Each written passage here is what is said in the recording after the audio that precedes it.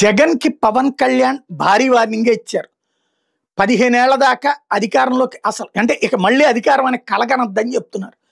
మీ party బూతులు, మీ party వాళ్ళ వ్యవహార శైలి, నేర చరిత్రని ప్రజలు అంగీకరించరు. ఎట్టి పరిస్థితుల్లో మళ్ళీ వస్తామన్న కలలో కూడా అనుకోవద్దు అన్నటువంటి మాట చెప్పుకొచ్చారు.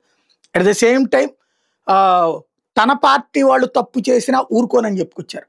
రాబోయేటటువంటి రోజుల్లో రాజకీయం అనేటటువంటిది మరింత మార్పులు కావాలి అన్నటువంటి చెప్తూ యువతరాన్ని రమ్మనమంటున్నటువంటి పవన్ కళ్యాణ్ ప్రధానంగా సంక్షేమ పథకాల కాన్సెప్ట్ని ఒక కొత్త కోణంలో చెప్పే ప్రయత్నం చేశారు.